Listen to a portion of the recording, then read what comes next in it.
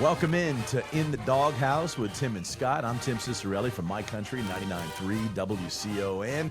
And joining us every week, of course, is the legendary voice of the Georgia Bulldogs, Scott Howard, and an old friend and sponsor of the podcast, Gary Martin Hayes from the law offices of Gary Martin Hayes and Associates. How we doing, gentlemen? Good, doing great. Yeah. How are you guys? Freezing. Yeah, Timmy's not doing well. The LA blood can't handle this weekend, man. That's right. What was that, Gary? Said that LA blood can't handle this. This cold weather that we're having? No. Yeah. I lived in Colorado for 3 years. You'd think that would toughen me up for this cold weather. But, oh, man, no, I took to the bed this weekend. I think I'm on the backside of it now. Hopefully feel better by Saturday to head out there at Sanford Stadium and cheer on the Dogs as we take on the Longhorns for their first visit to Sanford Stadium. But before we look ahead, let's look back and talk about how the Red Dogs beat up on the Maroon Dogs. Feel like I'm ordering at the varsity with Yes. What's a maroon dog? Dogs walking, didn't we? That's right. A maroon dog would be like barbecue sauce, I guess, on your hot dog. I don't know. You might have an idea for them. There you go. Started right here. 41-21. What a game, Scott. How are the cowbells? Still ringing in your ears from Saturday? A little bit, yes. And one of our guys on the broadcast crew, one of our producers and spotter, Chris Schiavone, he actually bought one at the stadium in one of their gift shops. What does the cowbell run there at the stadium? How much? He brought it into the booth. He said it was $30-something. Wow. But it was a souvenir. But he brought it into the booth, and he said, I brought this because when we score, I'm going to ring it. And he only did it once, but it's funny because when you listen to the audio of our first score, there's one lone cowbell in that stadium ringing, and it's in our booth. And Chris was going, ding, ding, ding, ding. But did you get bad looks from the other press box or anybody in the stands when you rang it? No, I don't know if anybody else heard it. I mean, that press area, our press box was, our booth was situated right above Mississippi State fans, and all of them had a bell. So it was very loud. It kind of blended in, I guess, with just the general noise of the stadium. But in that one moment on the broadcast, there's like one bell ringing. He didn't do it real loud. He wasn't obnoxious with it. But it was quite funny when you go back and listen to that audio. Very and cool. I have a couple of other stories too from the weekend. Let's hear. So they did a before the game, all the pregame stuff's going on. They did a marriage proposal in one of the end zones. So this couple comes out. Just fans, or were they part of the team? They looked like students. I mean, they were pretty young. And I'm not sure what the girl was expecting, if they had told her some other story to get her out on the field. But, I mean, when the guy proposed to her, got down on a knee, I mean, she goes, oh, and she started crying, and she acted surprised and all of that. And maybe she was actually surprised, but I don't know. It's like, what do you tell your future fiance? What lie do you concoct to say, we're going on the field for this reason, but this is actually what I'm going to do? I don't know what they told her. But anyway, they come out there. So when the guy gets down on a knee and he opens the ring box and she reacts, then everybody in the stadium starts ringing cowbells. So they're ringing cowbells. I mean, what a moment to remember, they're ringing cowbells at your marriage proposal. And then here was the kicker, on the big video board and over the PA system, they're playing Freebird. I was like, wow, the they're getting married. This is Mississippi. This is the South right here, baby. Honey, will you marry me? Ding, ding, ding, ding, ding, ding. Fly high, yes, brother, I will. I don't know. I was like, that was cool, beautiful. Actually, I don't hate it. It was a beautiful moment. I actually I teared up a little bit. Yeah, they did that at the Ole Miss game. And Lane Kiffin photobombed the couple. I don't know if y'all saw that. No, I did. Is that right? Yeah. I did. Yeah, I don't know when in the game that took place, but after the proposal, he kind of leans in for a photo and then gets back to work, right? Yeah. He's got time for that. Most coaches ain't got no time for that. No. They seem annoyed when they get interviewed coming off the field every time to halftime. He's a different breed, though. Yeah, yeah. And the other story was the elevator up to the press box was kind of old and a little rickety, and the doors open. I get in. This is when I'm going to the press box. And it just really smelled awful in there. Fortunately, it was only like 3 floors, so I was like, God, this is awful in here. Who do you blame for that one? Get out at the press, and there was no one else in there, so there was nobody to blame it on, and I didn't do anything. Sure. But it wasn't that kind of a smell. It was just this musty, just moldy, mildewy odor. I mean, it was nasty. So go up. We do the game. Then later that day, we were leaving, and I'm going out with our engineer, and we've got all the gear, and we push our big cart of gear onto the elevator. That elevator opens, and I'm telling Adam, our engineer, I was like, man, this elevator really stinks. So I was trying to prepare him for it, and we got in, and it still smelled. And I figured out it was that carpet. There was a little rug on the bottom, and it was just all soiled, and I guess they never cleaned it or anything. But to try to cover up some of the odor, when we were leaving, there were these, those little octagonal honeycomb urinal cake things that they put in the urinals. Yeah, Targets. Try to make, deodorize them a little bit. They had chunked a couple of those in the corner of the elevator. So you were getting this contrast of urinal cake smell, kind of fresh, and moldy mildew rug smell, and it was kind of back and forth. So you had to kind of go stand in the corner and stick your nose in the corner, because that's where the cakes were, down in the corners. If you stood over there and put your face in the corner, all that smell would come up and it would smell nice. But as soon as you leaned back into the middle of the elevator, it was like, golly, man, this is awful. And when you walk out and someone's walking in, you're the one they're going to be thinking about with that smell, right? They're going to blame you for it. Well, if your body smells like that, I mean, call the morgue. Yes, exactly. It wasn't a smell that came out of your body. It was long after your body had gone. Oh, jeez. I mean, it was awful. It's like, how do you guys take not the rug realize out of that? there? What's they just that? Can't rip the rug out? I mean, if that's causing seems like a simple solution. Well, yeah, or clean it. I mean, there's people that work at the stadiums every day in the SEC. It's like somebody, hey, get that press elevator smelling good, okay? I mean, don't care about you press guys. It is a simple solution. Well, that's part of it too. There's probably, they deserve this. Oh man. Well, anyway, that was a couple of episodes from my visit to beautiful Starkville. So when you travel to these different stadiums, Scott, what are some of the worst, skankiest stadiums? I mean, you just described something pretty gross right there in Mississippi, but what about some of the other stadiums across the country that you've run into? Oh, the worst and skankiest. Golly. Well, there's probably parts of every stadium that has it, like the elevator. I mean, the stadium is okay. The stadium's nice. The field is very pretty, and they've got new video boards on the interior. But good. You can find an elevator or a closet or a room or something in probably every place that hasn't been kept up in a while. So nothing's coming to mind as far as just dump holes. Just crappy stadiums. The old Gator Bowl, but that might have been before your time, I'm guessing, huh? I heard a lot of no, I was there as a student. I didn't work there. Yeah. But it was just talk about how that kind of like an erector set. I mean, it was, the outer structure, it was just all metal and outside it was ugly, but when you got inside, it looks different. But it was kind of old, and there was a reason they tore it down and built a new one. And going to do it again to a degree. Yeah, that's right.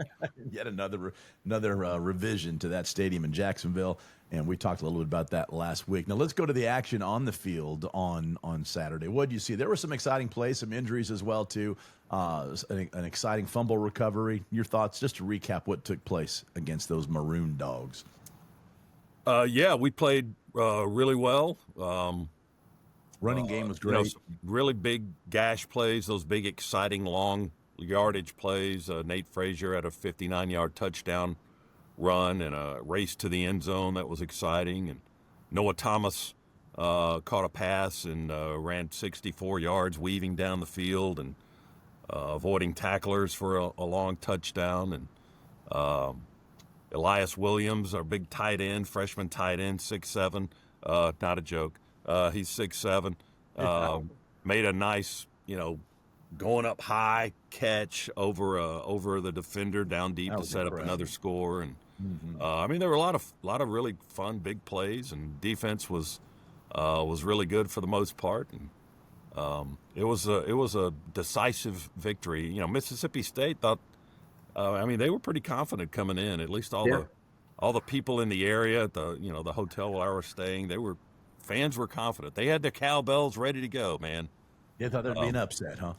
And I think they believed a lot of what the national media was saying too, because everybody's always predicting, well, this is the week that Georgia loses. This is the week that Georgia loses.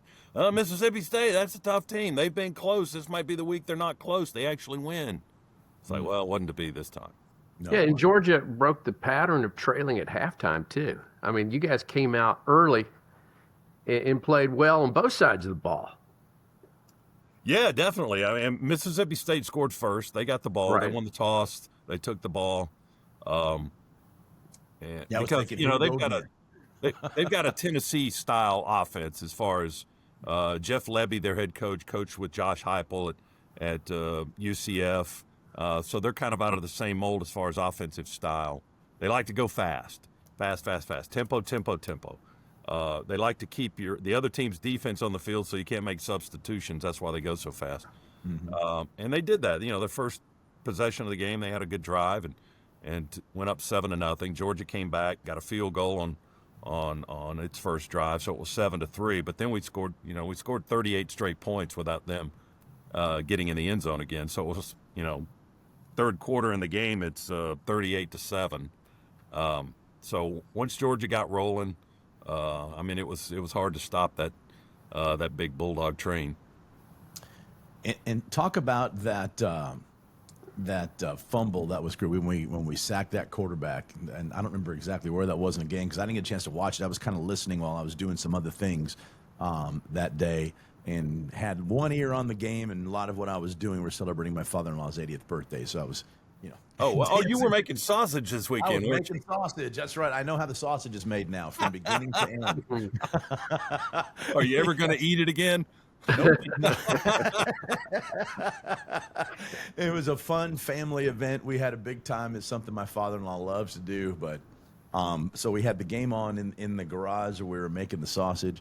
And I was trying to pay attention, have conversations, so I don't exactly know when it was, but I heard you, and it was a great call, and I've seen some clips of it since then. But boy, what a play that was! Well, there was one sack where we just blindsided Blake Shapen, their quarterback. I mean, he was just standing there like a statue, and Gabe Harris cleaned his clock. But that was ruled a forward pass because he was trying to throw it when we hit him. So it was not a fumble on that play, and he ended up getting hurt on that play because he hurt his shoulder on that play. There was another one earlier in the game where Shapen took off running, and we did force a fumble. One of our guys, Q Johnson, one of our linebackers, was tackling him and poked the ball loose from behind, and it went forward, bouncing forward a few yards, and KJ Bolden recovered it for Georgia. That may have been the play you're talking about. I think that's a one because I heard you. Boom is what you said. Oh no, that was the sack. Yeah, I mean you could see it coming, man. It was the play was developing. He was standing there just all alone in the pocket. The quarterback just standing there, his back to the pressure, and here comes Gabe Harris from behind, and you could just count it down because he said that guy's going to get killed, and. To Gabe's credit, I mean, he didn't blow him up like he could have. In the old days, you could have just destroyed the guy, and you wouldn't have to worry about targeting penalties and all of that sort of thing. But he made a good, clean tackle, good, clean hit on the backside of the quarterback, and he was throwing it, and it was ruled an incomplete pass. But that was the boom play because that's the one just like, man, he's gonna blow him up right here. Yeah. And so, like I said, I dropped my sausage. Did I say that out loud? As long as it wasn't in that Starkville elevator, you could pick it up and eat it again. Just brush it off.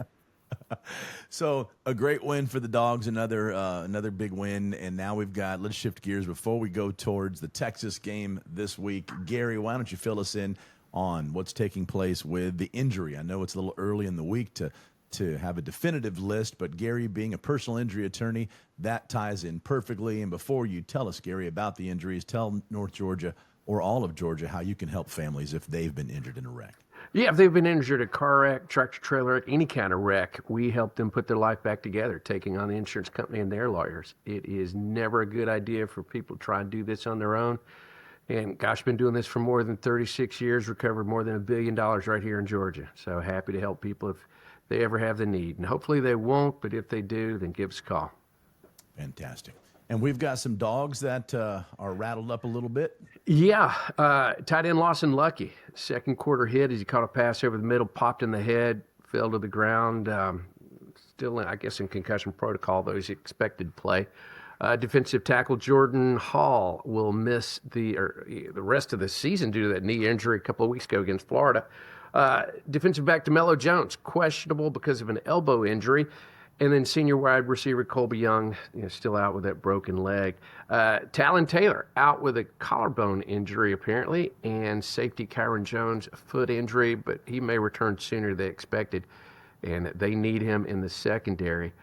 Texas, they've got two players with injured thumbs of all things. Wide receiver Ryan Wingo had an injury to his thumb, but he is expected to play, but certainly will not be 100% with a bandage on that. Senior safety Michael Taff had thumb surgery in October, but is expected to play. Jelani McDonald, their safety, is in concussion protocol, but is expected to play. And Arch Manning, he is still in concussion protocol, but he played against Vandy, so I'm sure he's going to play against Georgia. There's no way they can keep him out for this game. No. All right, Arch Manning coming to Athens. I think he's going to be assaulted by the fans. He was here a bunch coming out of high school. Georgia Sure recruited him was. heavily. He was at a lot of Georgia events. We had our hopes up, but it all worked out well for us so far, right? With Gunner in there now. But It usually does. I mean, the guys that want to be here are the guys you want to play with, and that's the situation right now. Gunner wanted to be here. He was a lifelong Bulldog, and everything's going well for him. And Manning wanted to be in Texas. That's where he picked. And, they've gone through some rough patches there, but still a good team and a very viable opponent. Yeah, and did he go to Texas because of Sarkisian or because of the money or both? Well, that's probably for you to figure out. Right. I don't know. I mean, how much money did the Manning family need in NIL? True. I mean, True. Even though his dad was not the one of the brothers in the NFL, he's still a very successful businessman. He's an oil exec out there, isn't he, or a banker or something like that? Yeah, he's. I don't think they're hurting for anything. So it's probably just the program and the coach, like you pointed out. He wanted to play for Sark, who's an offensive coach, and so that's what he's doing. well, good for him. I'm glad we have Gunner. I was disappointed at the time. It seemed to work out okay. This is Texas's first time between the hedges, Scott. Is that correct? Yeah. First time coming, and it's a night game too. So, Yes, it new is. to the SEC. Last year we beat them twice. Yeah. Remember in the regular season, and then that game in Austin last year. I mean, what an eventful game that was, and more than just what took place on the field between the players, but how the fans got involved in the game last year. Yeah, you'll want to make sure you bring your water bottles this weekend just in case. I'm not Don't throw them on saying the to do field. anything. No, No, just keep have a them in your nice hand. cold drink of water and have your water bottle. Yeah, that was a weird moment last year in that game. They made a call on the field. The referees made a call on the field that was in Georgia's favor. Yeah. And then they, I believe they were showing the replays on the video board at the stadium, and I think there was a timeout. There was a long gap in actual play while this was going on. And while all of this is happening, the referees are getting back together and they're talking through this. And there was not an actual video replay. There wasn't an official review. But then the officials, when we came back out of the timeout, they had determined. And during all of that, that's when the student section started throwing water bottles onto the field down on the opposite end of the stadium. They got penalized for that too, didn't they? I mean, a hefty financial penalty to the university. I think the PA guy came on and said, now, students, don't do that again. Don't stop it. Hey, don't do that again. We're going to turn this stadium around. We'll go back home right now. Well, they didn't listen to Daddy in the front seat now, did they? They did not, and they ended up getting their way. The officials overturned the previous call that they had made, which was very bizarre. And then, our sideline was like, what did you just do? You didn't review anything. You just changed the call, which I don't know. It was just very, very odd. Texas ended up keeping the football, I think, on that play, and they ended up scoring a touchdown. And but Georgia came back to win. All was good, and Georgia won. Doubled their score, 30-15. I think was the final. So that's fine. Yeah, strange things, and maybe strange things this weekend as well. We'll see what happens. Hopefully nobody throws anything on the field. We don't want that. But it was against Texas too, in the SEC championship, where Gunner really kind of claimed his spot, don't you think? When Beck got hurt last year and they brought Gunner in, he got rocked too, if I remember, during that game. Yeah. Carson Beck got hurt on the last play of the first half and couldn't go in the second half for the most part. He did come in for one play for a handoff in overtime. But, he hurt his, I think it was his elbow, his throwing elbow. But, yeah, Gunner played the entire second half and, led Georgia to a couple of scores, and that was kind of his berth as Georgia's quarterback. You're right. In the SEC championship, and I remember, like I said a minute ago, he got rocked pretty good. I think he might have even lost his helmet. And then he showed his toughness. He just got right back up. But there's a photo of Gunner where he looked like Rocky Balboa down on the mat. It was an ugly-looking hit because I think it was about the 4-yard line. He was running the football, and they hit him going this way, and his legs buckled, and his body went back on top of his legs, and his helmet came flying off. But like you said, to his credit, I mean, he popped right back up. But I think he felt that one for a little bit, but stayed in the game and was able to keep playing. But it was a vicious looking hit. But he's been asked a couple of times since then. When you get hit like that, he always just pops right back up. He doesn't stay on the ground. And they asked him why, and that's his reason was, well, when he was little, he said he just didn't think it was a good look to stay on the ground. In football, it's like it doesn't look good when you just stay down there. So that's why he gets right back up. And love that kid. Gladly, fortunately, he's able to do that. He's not like missing body parts or anything. Well, I couldn't stand up because my leg was over there. But he's able to. Man, he's a tough kid. Well, that leans into that Rocky reference I said a minute ago. He just keeps getting back up after That's getting right. hit. Yeah, coming back for more. That's right. Come back for more, and came back and helped beat him in the SEC. So we beat him twice last year. Looking ahead, Scott, what can we expect on Saturday between them? Line them up, if you would. How we look? And we're favored by 6 points, 6.5 points or something? What is it, Gary? Do you know?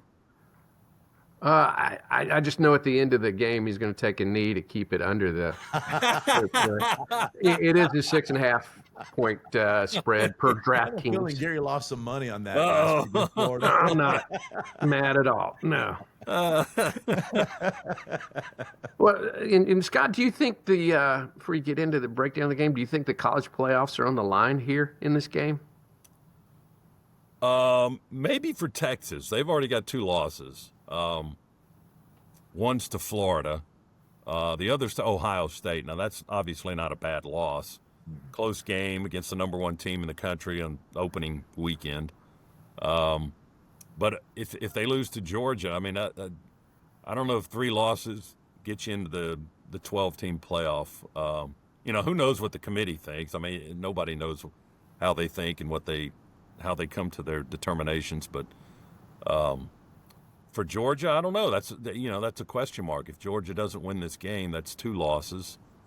1 to Alabama and 1 would be to Texas. So I don't know. There's that argument that Georgia would still be one of the top 12 teams in the country, but then I'm sure there's a lot of people that would point and laugh and say they don't belong in the playoffs. It's an important game for both teams, and at this level, you just got to keep winning.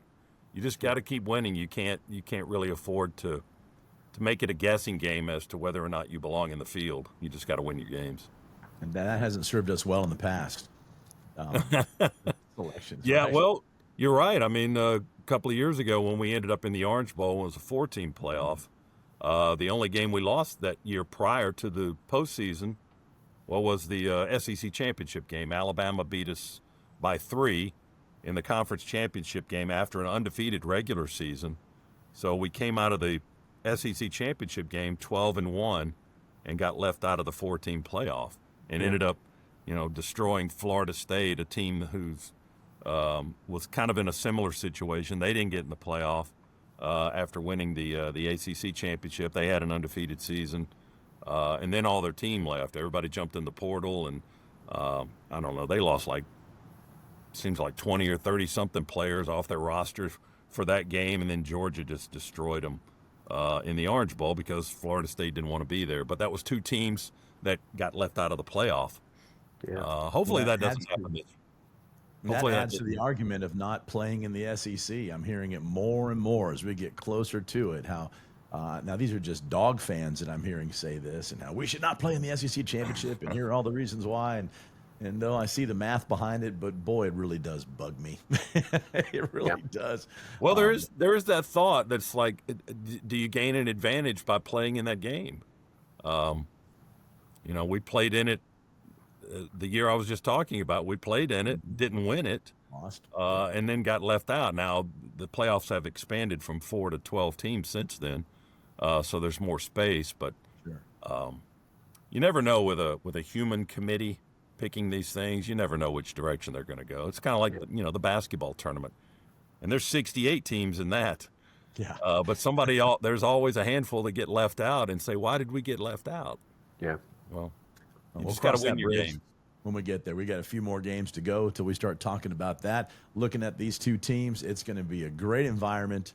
Texas coming to Athens for the first time, horns down, and it's a night game. It's just going to be a lot of fun. Now, the real question is whether or not Matthew McConaughey is going to be on the tailgate show. That's what we all want to know. You're going to be talking to Matthew? All right. If he is, it won't be me talking to him. It'll be somebody else on our tailgate show, probably. If he happens to stop by, I'm not sure what the update is on that. I know there might have behind the scenes there might be some work going on to try to get an interview with him. I don't even know if he's planning to travel here, so I have no idea. I got other fish to fry. Yes, you do. So Scott, Mississippi State has the cowbells. Does Texas travel with the bongos?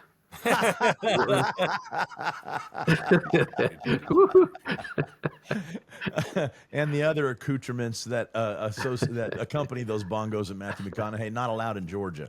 So probably not. Well, hopefully he's outgrown that a little bit. I don't know. Do you ever outgrow that? You lived in Colorado. You would know that. Man, Colorado, it's like there's a Starbucks in every corner in California. In Colorado, there's those other stores on every corner. You smell it everywhere. But we don't have to worry about that here in Georgia. All right, gentlemen, great to catch up with you. Gary Martin Hayes, thank you for being with us. The law offices of Gary Martin Hayes and Associates, 1-800-WIN-WIN-1. If you need his services, his link will be in the description and in the captions of wherever you see this podcast. You can find it wherever you grab your podcast. So please subscribe, download, follow, share with your friends, other dog fans, and hopefully you're having as much fun listening or watching this on YouTube as we do in providing this for you every single week. So again, thanks to Gary Martin Hayes for sponsoring this program. And Scott Howard, have a great call back at home between the hedges, the dogs, and those horns down, those Longhorns, horns down this Saturday. So go Dogs. Thanks for being with us, guys. One last piece of advice for anybody watching or listening. Don't use urinal cakes as deodorizers for your stinky rooms, okay? Especially used ones. And just urinal and cakes. Urinal and cakes don't need to go hand in hand. You're ruining cake for me. Well, they're more like pads, I guess. Urinal cakes. The rubbery things that smell good. Are you saying you know, milk, Listening or sanitary going, what are pads? they talking about? Yeah, this is for men only. Well, most men anyway. Depending on which bathroom you're using these days, I have no idea. But yeah, when you next time you're at one of those stand-up urinals, and you look down there and you see that blue or yellow or orange honeycombed octagonal shaped thing, you'll start laughing because you'll smell the aroma. And then you'll pee on it. So,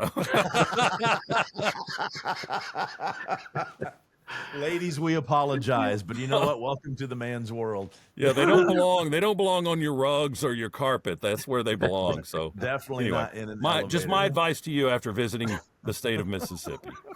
I'm going to write that down, Scott. Please never say urinal cakes again. You're ruining it for us. All right, guys, on that note, go Dogs. Thanks for being with us. That's what I want for my birthday, by the way. When's your Candles birthday? on my urinal cake. All right. I get Okay, you one I'm with your done now. photo on it. Yes. Tim's coughing. We got to go. All right. See you guys later. So long, everybody. Come on.